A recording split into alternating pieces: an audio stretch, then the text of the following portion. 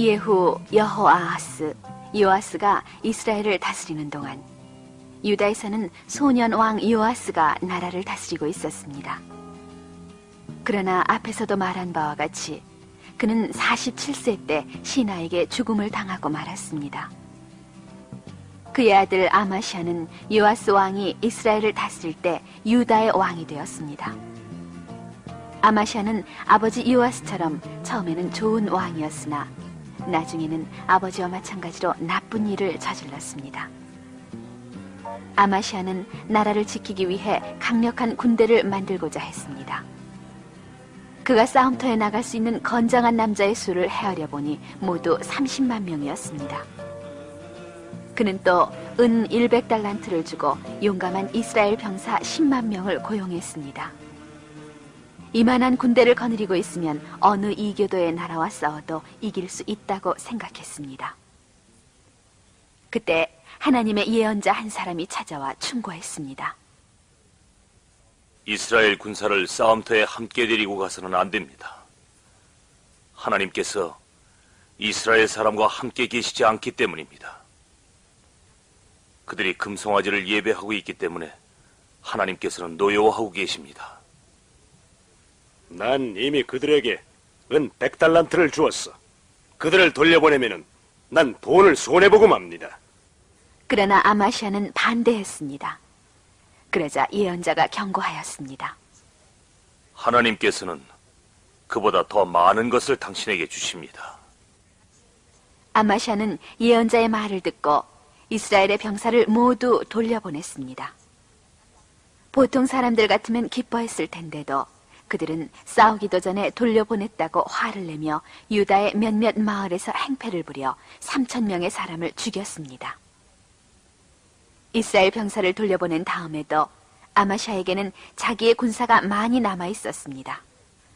그는 이들 30만 명의 군사를 이끌고 에돔 사람이 사는 사해 남쪽 소금 골짜기로 가서 에돔 군사와 싸워 크게 이겼습니다. 에돔에 간 아마샤 왕은 세일 자손의 우상에 마음이 끌렸습니다. 그는 그 우상을 빼앗아 가지고 돌아와서 자기 궁전에 두었습니다. 아무런 뜻도 없는 우상을 숭배하다니 정말 어리석은 일이라고 여러분은 생각할지 모릅니다. 그러나 앞날을 알 리 없는 점장이를 찾아가서 점을 치는 오늘날의 어리석은 사람도 아마샤 왕과 별로 다른 점이 없는 것입니다. 하나님께서는 아마샤가 에돔의 우상을 숭배하는데 화를 내셨습니다. 그리고 아마샤에게 한 사람의 예언자를 시켜 경고하셨습니다. 에돔의 신들은 자기 백성들까지도 너의 손에서 구하지 못했는데 너는 어째서 그것을 숭배하느냐? 그러나 아마샤는 자기의 승리를 크게 기뻐하여 더욱더 이기고 싶어 했습니다.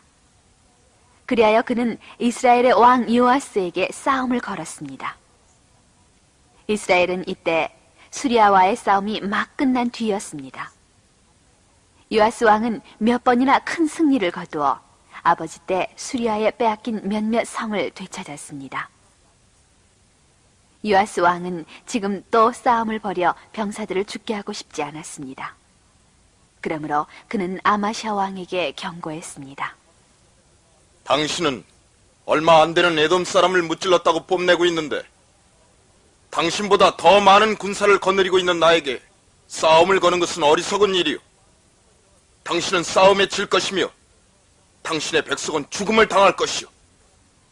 그러나 아마샤는 그 말을 받아들이지 않았습니다. 마침내 두 나라 군대는 맞붙어 싸움을 벌였습니다. 그런데 아마샤 왕은 여지없이 지고 말았습니다.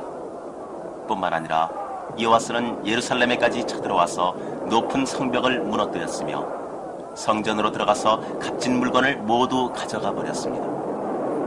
그는 왕궁에서도 보물을 빼앗아갔습니다. 하나님께서는 아마샤가 우상을 숭배하기 때문에 그 벌로 그가 싸움에서 패하도록 하신 것입니다. 이 싸움이 있은 지 얼마 안 되어 이스라엘의 요아스 왕은 세상을 떠났습니다. 그리고 그의 아들 여로보암이 뒤를 이었습니다. 한편 아마샤는 그 후에도 15년 동안을 더 살았습니다. 그러나 백성들이 그를 좋게 생각하지 않았기 때문에 행복한 나날을 보내지 못했습니다. 백성들은 성읍과 성전이 침범당하고 수많은 사람이 죽은 것이 왕의 잘못 때문이라고 생각했던 것입니다. 유다 백성들은 왕이 어리석고 쓸모없는 전쟁을 하며 하나님을 버리고 우상을 숭배하도록 만들기 때문에 이제 왕이 필요 없다고 생각하게 되었습니다. 그래서 다른 왕을 세우기 위하여 서로 의논하기 시작했습니다. 이 소문이 왕의 귀에까지 전해졌습니다. 아마샤는 일이 벌어지기 전에 도망치는 편이 낫겠다고 생각하여 블레셋의 라기스로 달아났습니다. 그러나 병사 몇 사람이 뒤쫓아가서 그를 라기스에서 죽이고 시체를 예루살렘으로 가져왔습니다. 아마샤는 아버지 이호아스처럼 처음에는 하나님을 두려워하고 백성을 다스렸지만 뒤에 가서 우상을 숭배했습니다. 그런 끝에 아버지와 마찬가지로 자기 백성의 손에 죽음을 당했습니다. 이처럼 슬픈 경험이 있는데도 백성들은 아마샤의 아들 우시야를 왕으로 세웠습니다. 그때 그의 나이 16세였습니다.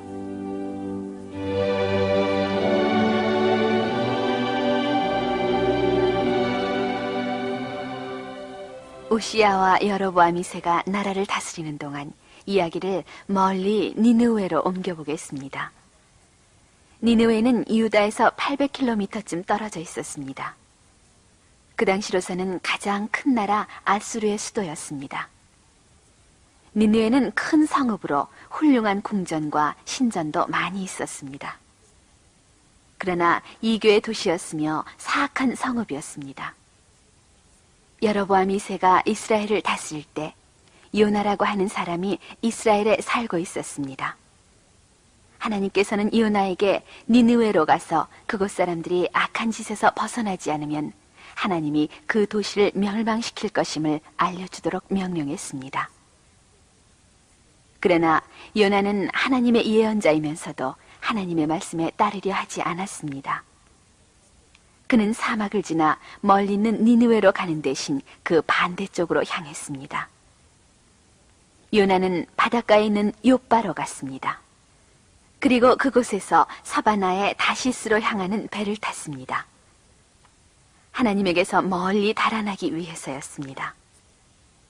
그러나 요나는 하나님에게서 도망칠 수가 없었습니다. 하나님께서는 어느 곳에든지 계시기 때문입니다. 요나는 배 밑바닥으로 가서 자리에 누워 잠들어 버렸습니다. 뱃사람들은 돛을 올렸습니다. 배는 돛에 가득히 바람을 안고 바다를 향하여 욥바를 천천히 떠났습니다. 하나님께서는 요나가 제멋대로 행동하는 것을 그냥 보고 계셨습니다. 그러다가 배가 바다 한가운데 이르자 폭풍우를 일으켰습니다. 푸른 하늘은 검은 구름으로 덮이고 세찬 바람이 불어닥쳤습니다. 그러더니 큰 파도가 일어 배가 마구 흔들렸습니다. 뱃사람들은 겁에 질렸습니다. 그래서 배를 가볍게 하려고 짐을 전부 바다에 던졌습니다. 그리고 자기들이 받드는 신을 부르며 도움을 청했습니다. 이렇게 소동이 벌어지고 있는데도 요나는 배 밑바닥에서 깊이 잠들어 있었습니다. 선장은 눈앞에 위험이 닥친 것도 모르고 잠들어 있는 요나를 보자 흔들어 깨우며 말했습니다. 이 판국에 무슨 잠을 자는 거야? 어서 일어나서 네가 믿는 신에게 빌어보아라. 우릴 불쌍히 여겨서 살려주시지 않으냐? 누군가 잘못을 저질렀기 때문에 신이 화를 내고 있는 것이 틀림없다. 이 재난이 누구의 탓인지 제비를 뽑아 알아보도록 하자. 뱃사람들도 떠들어댔습니다. 제비를 만들어 뽑았더니 요나가 걸렸습니다. 뱃사람들은 요나를 둘러싸고 따졌습니다. 내가 누구며 무슨 짓을 했길래 신이 화를 내어 폭풍우를 일으키는지 어서 말해보아라. 나는 이스라엘 사람으로 땅과 바다를 창조하신 하나님을 섬기는 사람입니다. 요나의 이 말을 듣자 뱃사람들은 몹시 두려워했습니다. 요나는 하나님의 말씀을 따라 니느웨로 가서 그곳 사람들에게 죄를 깨우쳐 주는 것이 싫어서 이렇게 달아나는 길이라고 말했습니다. 이제 요나는 자기가 얼마나 큰 잘못을 저질렀는지 깨달았습니다. 자기가 하나님의 말씀을 따르지 않았기 때문에 폭풍우가 몰아닥쳤다는 것도 알았습니다. 한편 뱃사람들은 걱정스런 얼굴로 물었습니다. 어쩌자고 그런 일을 저질렀는가? 어떻게 하면 폭풍이 가라앉겠는가? 나를 바다에 던져 넣으시오. 그러면 바다는 잠잠해질 것입니다. 이 사나운 폭풍우는 나 때문에 일어난 것이니까요. 요나는 자기를 바닷속에 던져 넣으면 하나님께서는 뱃사람들을 구해주실 거라고 생각했습니다. 하나님 말씀을 듣지 않았기 때문에 죽어야 할 사람은 자기뿐이었던 것입니다. 그러나 뱃사람들은 차마 산사람을 바닷속에 그대로 던져 넣을 수 없어서 힘껏 배를 저었습니다. 아무리 애를 써도 비바람은 더욱더 거칠어져서 어떻게 할 수가 없었습니다. 요나의 말을 따르지 않으면 모두 다 빠져 죽을 것 같았습니다. 뱃사람들은 착한 사람들이었습니다. 그들은 하나님께 빌었습니다. 하나님, 이 사람의 죄 때문에 우리를 죽이지는 마십시오. 이 사람을 빠뜨린다고 해서 우리를 욕하지는 마십시오. 하나님께서 다 뜻이 있어서 하시는 일 아닙니까? 그런 다음 뱃사람들은 요나를 거친 바닷속에 집어던졌습니다. 그러자 바다는 금세 잔잔해졌습니다. 사람들은 하나님께서 요나를 혼내주기 위해 폭풍우를 일으켰다는 것을 알았습니다. 그들은 하나님을 믿으며 제물을 바치고 평생토록 예배하겠다고 약속했습니다. 한편 요나는 바다 밑으로 가라앉았습니다. 머리와 목에 바다풀이 감겼습니다. 하나님께서는 굉장히 큰 물고기를 요나 곁으로 보내셨습니다. 그 고기는 입을 벌려 거의 다 죽어가는 요나를 삼켰습니다. 큰 고기 뱃속에는 공기가 충분히 있어 목숨을 건질 수 있었습니다. 요나는 사흘 밤낮을 물고기 뱃속에서 보냈습니다. 그는 목숨을 구해주신 하나님께 감사하는 마음이 넘쳐나서 줄곧 기도를 드렸습니다. 사흘 후 하나님께서 물고기에게 명령하셨기 때문에 물고기는 요나를 마른 땅에다 토해냈습니다.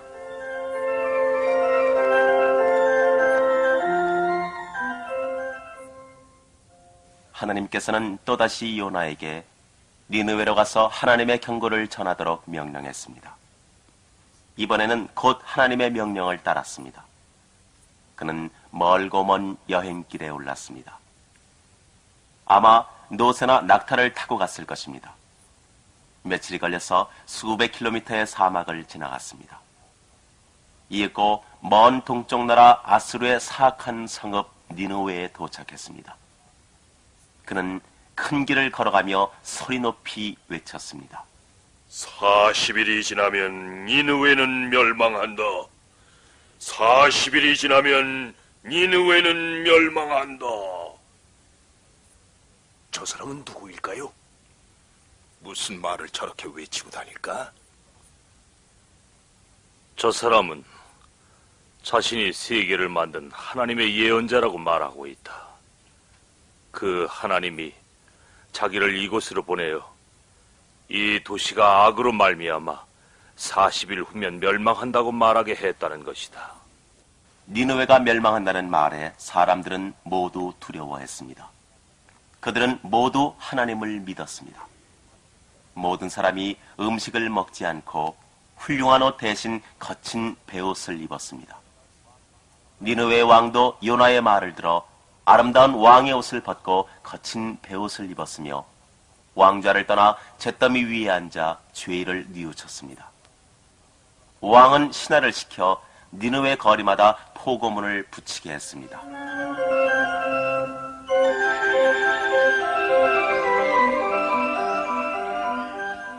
포고문은 다음과 같았습니다. 사람, 짐승, 소, 양 할 것 없이 무엇이든지 맛을 보면 안 된다. 먹지도 마시지도 말라. 사람은 물론이고 짐승에게도 거친 베옷을 입혀라. 그리고 정성껏 하나님을 부르며 악한 길에서 떠나도록 하여라.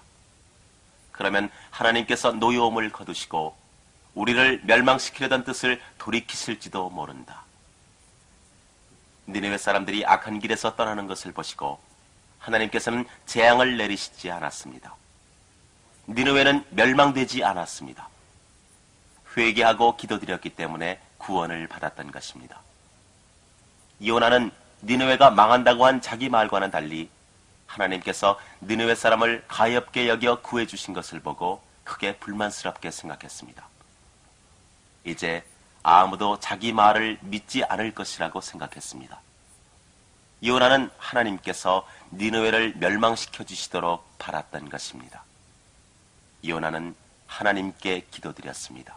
하나님, 제가 집을 떠나기 전에 이렇게 되리라고 하지 않았습니까? 그래서 저는 다시스로 도망치려 했던 것입니다. 저는 하나님께서 은혜로우시고 자비로우시며 노하시기를 더디하시고 무척 인자하시며 뜻을 돌이키시어 재난을 내리지 아니하신다는 것을 알고 있었기 때문입니다. 제가 재난이 내릴 것이라고 말한 다음 하나님이 이곳 사람들을 용서해 주신다면 저는 살아있기보다 차라리 죽는 편이 나았습니다. 요나는 그 성읍 밖으로 나와 뜨거운 햇볕을 가리려고 초막을 만들었습니다. 그리고 그 속에 앉아 하나님께서 자기 기도를 받아들여 니느웨를 멸하실지 어쩔지 보고 있었습니다. 하나님은 요나의 초막에 그늘이 지도록 박덩굴을 자라나게 하셨습니다. 햇볕이 무척 뜨거웠기 때문에 요나는 그늘이 지는 것을 대단히 기뻐했습니다. 다음 날 하나님께서는 그 박덩굴의 줄기를 먹어버리는 벌레를 보내셨습니다. 벌레 먹은 박덩굴이 시들자 그늘이 없어졌습니다.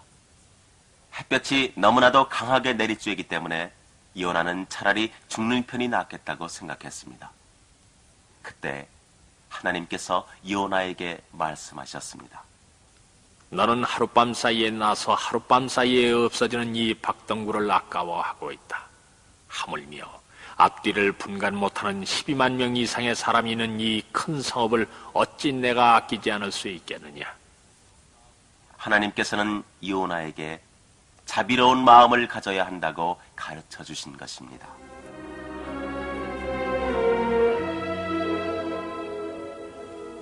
이 부분에서는 북이스라엘 왕국을 다스렸던 6명의 나쁜 왕들에 대해 이야기하겠습니다. 그 첫 번째로는 여로보암 2세입니다. 이 왕은 북이스라엘 왕국을 맨 먼저 다스렸던 여로보암 왕과 구별하기 위해 여로보암 2세로 일컬어집니다. 이스라엘의 왕 여로보암 2세는 41년이라는 긴 세월을 두고 나라를 다스려왔지만 훌륭한 왕은 아니었습니다. 그는 예후의 핏줄을 이은 세 번째 왕이었습니다. 그도 예후 가문의 다른 왕들처럼 금송아지를 숭배했습니다. 여로보암은 나쁜 왕이었지만 오래도록 이스라엘 사람을 괴롭혀오던 이웃나라 수리아에 대하여 몇 번이나 싸움을 걸어 승리를 거두었습니다. 하나님께서는 이스라엘 사람들이 잔인한 수리아 사람들에게 너무나도 시달려왔기 때문에 이스라엘 백성들을 불쌍히 여겨 도와주셨던 것입니다. 이스라엘은 수리아에게 빼앗겼던 몇몇 성읍을 되찾았으며 다시 솔로몬의 시대와 같이 큰 나라가 되었습니다. 그가 나라를 다스리는 동안 이스라엘 백성은 사치를 하며 날마다 술을 마시고 하나님을 섬기는 일을 잊고 있었습니다. 또한 부자들은 가난한 사람을 못살게 굴었습니다. 하나님께서는 예언자 아모스와 호세아를 시켜 백성들의 마음을 바로잡으려 했습니다. 호세아는 이렇게 예언했습니다. 이 땅에서 하나님의 진리도 자비도 하나님을 아는 사람도 없다. 있는 것은 욕설과 도둑질 뿐이다. 따라서 회개하지 않으면 이 땅의 사람들은 모두 멸망할 것이다. 또한 아모스도 이렇게 예언했습니다. 여호와 하나님께서는 이 죄 많은 왕국을 내려다보고 계신다. 하나님께서는 이 땅을 아주 없애버리실 것이며 백성 가운데 죄인은 칼에 맞아 죽을 것이라고 말씀하셨다. 여로보암 2세가 죽은 다음 아들 스가랴가 왕이 되었습니다. 그러나 그는 왕의 자리에 오른 지 반년 만에 그의 신하인 살룸의 손에 죽음을 당하고 말았습니다. 이로써 예후의 자손은 대가 끊어졌습니다. 하나님께서 약속하신 대로 예후의 자손은 4대만 이스라엘의 왕이 되었습니다. 살룸은 스가랴를 죽이고 왕이 되었으나 불과 한 달 만에 다시 므나헴이라는 사람에게 죽음을 당했습니다. 므나헴은 10년 동안 이스라엘을 다스렸습니다. 그는 야만적이고 잔인한 사람이었습니다. 그는 수리아를 침략하여 잔인한 방법으로 포로들을 죽였습니다. 이것은 아수르가 세계에서 가장 큰 나라, 이스라엘이나 수리아보다도 더 큰 나라가 되었을 때의 일입니다. 아수르 왕은 조그만 나라 이스라엘에게 싸움을 걸었습니다. 만약 므나헴이 착한 왕이었다면 하나님께 도움을 청했을 것입니다. 그러나 므나헴은 하나님을 조금도 생각하지 않고 있었습니다. 그는 아수르 왕에게 싸움을 걸어오지 말아달라고 은 1000달란트를 바쳤습니다. 이스라엘에서는 하나님을 거의 잊고 있었습니다. 술과 온갖 죄가 나라 안에 널리 퍼져 있었습니다. 사람들은 금송아지와 그 밖의 우상을 숭배했습니다. 그들은 자기 자식까지도 우상인 몰록에게 바쳤습니다. 그들은 어린아이를 우상의 팔에 안기고 불을 뗍니다. 그러면 가엾게도 어린아이는 다 죽고 맙니다. 사람들은 자기의 자식들을 바치면 우상이 기뻐한다고 생각했습니다. 나라에는 착한 일이 자취를 감추고 평화도 없었습니다. 백성들은 이스라엘 사람이 살기 전에 이곳에 살던 이교도와 마찬가지로 나쁜 사람이 되어 있었습니다. 므나헴 왕은 10년 후에 죽었습니다. 그리고 그의 아들 부가히야가 왕이 되었습니다. 부가히야도 아버지와 같이 나쁜 왕이었습니다. 그는 불과 2년 동안 나라를 다스린 다음 신하인 베가 장군의 손에 죽고 말았습니다. 왕이 된 베가는 20년 동안 이스라엘을 다스렸습니다. 이스라엘에서 나쁜 왕 6명이 차례로 나라를 다스릴 동안 유다에서는 단 한 사람의 왕이 나라를 다스렸습니다. 착한 우시야 왕은 여러 해 동안 유다를 다스렸습니다.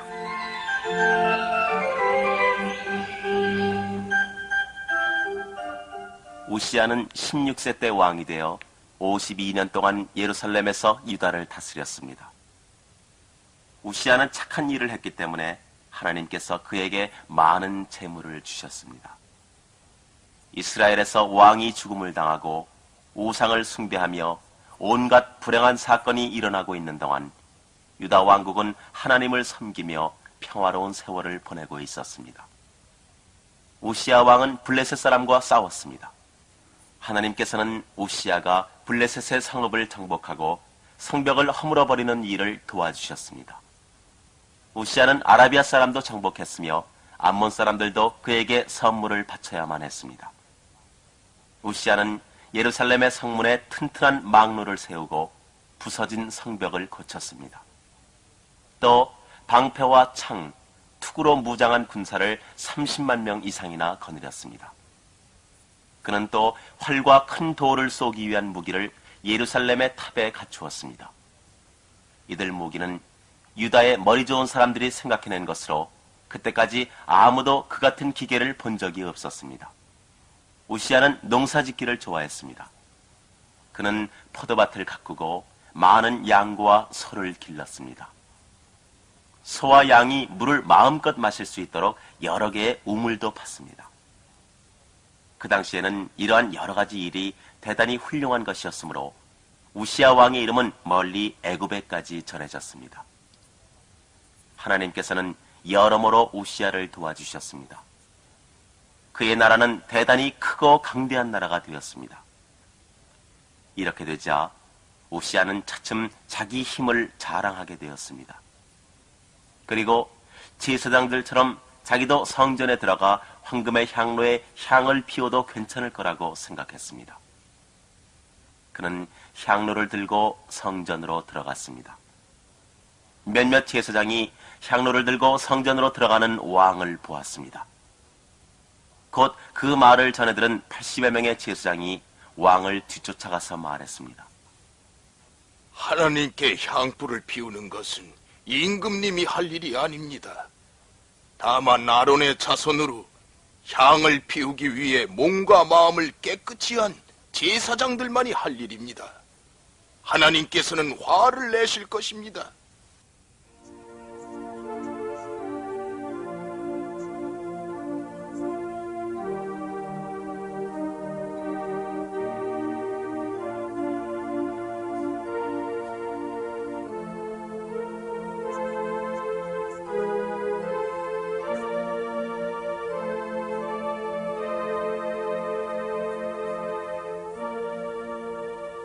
우시야 왕은 제사장들이 자기가 하는 일을 말린다고 화를 냈습니다. 그러나 거기에 서 있는 동안 하나님께서는 그에게 벌을 내리셨습니다. 왕의 이마에 무서운 문둥병 증세가 나타난 것입니다. 제사장들은 두렵고 무서운 마음으로 왕의 이마에 생긴 흉측한 흰점을 바라보고 있었습니다. 그들은 곧 우시야 왕이 문둥병에 걸렸다는 것을 알았습니다. 제사장들은 왕을 성전에서 쫓아냈습니다. 왕도 자기가 문둥병에 걸렸다는 것을 알자 급히 그곳을 물러나왔습니다. 그날 이후로 우시야는 혼자서 살아야만 했습니다. 2번 다시 성전에 갈 수 없었습니다. 그가 왕이었지만 실제로 나라를 다스리는 일은 아들인 요담이 맡아서 했습니다. 52년 동안 나라를 다스린 끝에 우시야는 문둥병을 앓다가 세상을 떠났습니다. 그는 조상 곁에 묻혔고 아들 요담이 뒤를 이었습니다. 요담은 16년 동안 유다를 다스렸습니다. 그는 아버지와 마찬가지로 하나님 앞에서 언제나 올바른 일을 했습니다.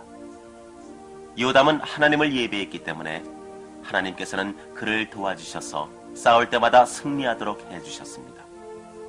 요담은 강한 왕이 되었습니다. 그는 우시야처럼 왕국을 더욱 강하게 만들기 위하여 성과 망로를 세우고 적을 정복했습니다. 그는 암몬 사람과 싸워서 승리를 거두었습니다. 요담 왕이 하나님을 공경하는 동안 백성들은 행복했습니다. 요담 왕은 16년 동안 나라를 다스렸고 그가 죽은 뒤에는 그의 아들 아하스가 왕이 되었습니다.